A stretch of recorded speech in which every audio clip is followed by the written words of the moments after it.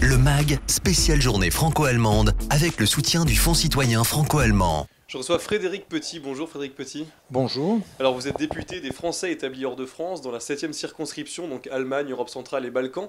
Vous vivez habituellement à Berlin, mais là c'est dans votre bureau à l'Assemblée nationale que vous nous recevez aujourd'hui. Avant d'en venir à l'actualité, je voudrais qu'on apprenne à mieux vous connaître. Vous êtes né à Marseille, vous avez grandi en Lorraine et vous avez fait votre service national civil au Cameroun. Vous vous êtes marié en Pologne et je disais, vous vivez aujourd'hui en Allemagne. Qu'est-ce qui vous a donné ce goût du voyage ? Très bien, je ne vis pas en Allemagne, je vis à Cracovie. Je suis désolé, mais Berlin est un endroit où je suis souvent parce que c'est un peu le cœur de ça fait partie de la grande capitale de ma circonscription, mais je n'ai jamais habité en Allemagne. J'habite à Cracovie. Voilà.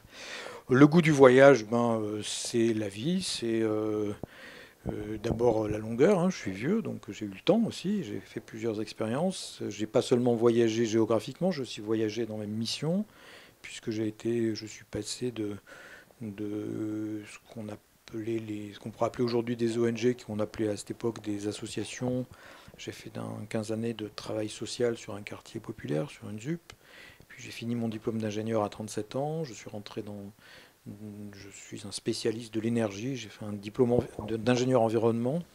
Et je suis un spécialiste des réseaux de chaleur urbains. Voilà. Et donc après, j'ai fait une carrière industrielle, surtout dans des PME. J'ai aussi travaillé en Égypte, 5 ans. Je travaille en Lituanie, 3 ans. Voilà, je crois que à partir du moment où on a envie où on considère que l'autre est utile, il faut être utile à l'autre. Donc il ne faut pas choisir. L'autre, c'est l'autre. Voyager, ça apporte énormément de choses. Qu'est-ce que ça vous a apporté intellectuellement et professionnellement ? Donc professionnellement, ça m'a permis de faire vivre ma famille, mais j'aurais sans doute pu la faire vivre en France. Professionnellement, ça m'a appris à gérer les conflits, et donc à m'intéresser à la façon dont on gère un conflit quand on est humaniste. C'est pas les éviter. Je dis souvent que le seul endroit où il n'y a pas de conflit, c'est le cimetière, et je ne suis pas pressé d'y aller. Mais que le conflit, ça ne veut pas dire qu'il faut détruire l'autre. Il faut essayer de grandir avec celui qui est en conflit avec soi-même. Voilà. Et donc, après, intellectuellement, ce que ça m'a apporté, c'est d'apprendre des langues. Je crois que quand on découvre d'autres langues, d'autres manières de penser, j'ai un copain en Égypte qui disait qu'on habitait une langue. Donc voilà, quand on a plusieurs langues, on a plusieurs lieux d'habitation intellectuelle et plusieurs manières de voir le monde, plusieurs manières d'avoir une fenêtre sur le monde différente. Donc voilà, ça m'a apporté ça. Vous venez de dire une autre manière de voir le monde. Est-ce qu'aujourd'hui vous vous sentez européen ou français ? Je me sens chez moi quand je suis en Europe. Donc voilà, que je sois à Aix, que je sois à Paris, que je sois à Varna, que je sois à Varsovie ou à Cracovie, je suis chez moi. C'est un territoire dont je suis responsable. Je ne suis pas chez moi partout sur la planète. Il y a une différence entre... Je dis souvent que pour moi, les frontières extérieures de l'Europe ont un sens. Pas un sens pour construire des murs, mais que la notion de frontière est une notion qui construit l'homme, c'est-à-dire qui a à voir avec la responsabilité de ce qu'on fait. Je prends souvent cet exemple. Il n'y aura pas d'Europe de l'environnement si on n'est pas clair sur nos frontières, parce qu'on ne va pas nettoyer la planète. C'est pas possible. Ou alors il faudrait faire une espèce de stalinisme mondial. Et donc, mais par contre, les Européens, on est responsable du Danube, on est responsable des mers qui nous entourent, des mers dont on est responsable, mais pas du Dniepr et pas de... Voilà. Donc je crois que cette notion-là est très importante et je me sens chez moi en Europe. Donc en France aussi. Alors vous vous considérez aujourd'hui, je vous cite, comme un député pèlerin qui sans relâche écoute, débat, tente de rapprocher les points de vue pour l'intérêt commun. Justement, vous qui êtes le relais entre les Français de l'étranger et les Français de métropole, qu'est-ce qui en ressort et est-ce que les attentes divergent ? Alors, les Français à l'étranger, c'est quelque chose qui a beaucoup évolué dans les 20 dernières années. Ce ne sont plus des Français de passage en majorité. Ce ne sont plus ces Français qu'on imaginait, je dis souvent, autour de l'ambassade. Voilà, ce sont des Français très souvent, en particulier dans ma circonscription, d'abord bicitoyens. Voilà, moi je vote au municipal à Cracovie. J'estime que c'est ma responsabilité. C'est des gens mes filles sont autant polonaises que françaises. Et donc on a cette particularité que le lieu où nous habitons est un lieu où nous ne sommes pas que français. Voilà, beaucoup de mes électeurs, beaucoup de mes élus aussi, puisque nous avons des élus locaux chez les Français à l'étranger, sont également élus dans le pays d'accueil. Hein, une de mes adversaires à la législative française de la 7e circonscription en 2017 était une adjointe au maire de Stuttgart. En même temps, quoi. Elle était pleinement adjointe au maire de Stuttgart et pleinement concernée par ce qui se passe en France. Voilà, donc on a un regard, je dirais que il n'y a pas de différence, c'est que c'est un regard particulier. C'est comme les députés qui viennent de Corse, qui viennent de la montagne, qui viennent d'un quartier populaire, n'ont pas le même regard sur l'aventure nationale, mais ce qui est clair, c'est que les Français à l'étranger participent et ont envie de participer à l'aventure nationale. Et donc pour vous, quels sont les messages que vous êtes amené à transmettre justement? Euh, Ce sont des messages.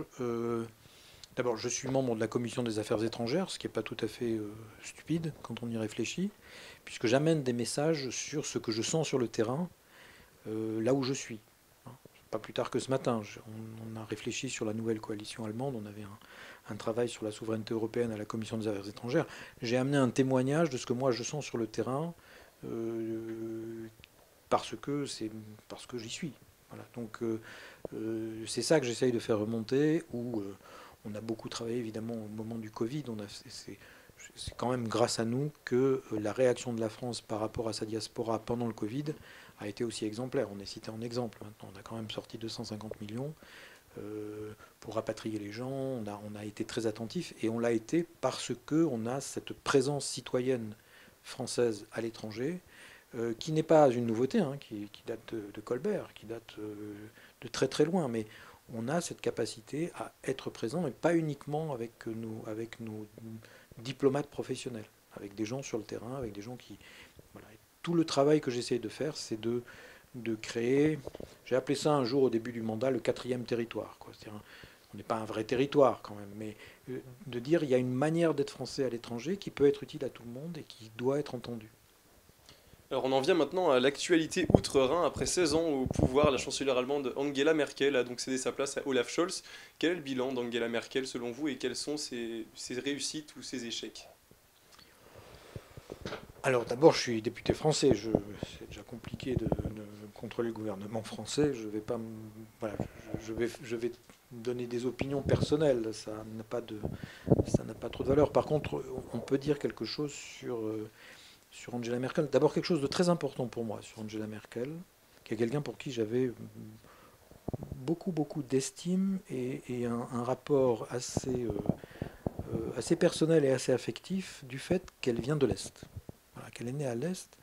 Et moi, je trouve qu'elle a été exemplaire dans le fait que je suis différente, parce que je viens d'un monde qui était très différent pendant 40 ans, mais nous avons un intérêt commun. Hein. Elle a été pour ça une chancelière exemplaire. Hein, voilà. Mais moi, je sens derrière un certain nombre de langages, y compris derrière sa capacité à être médiatrice, à rassembler ce qui était parfois opposé, à prendre des décisions.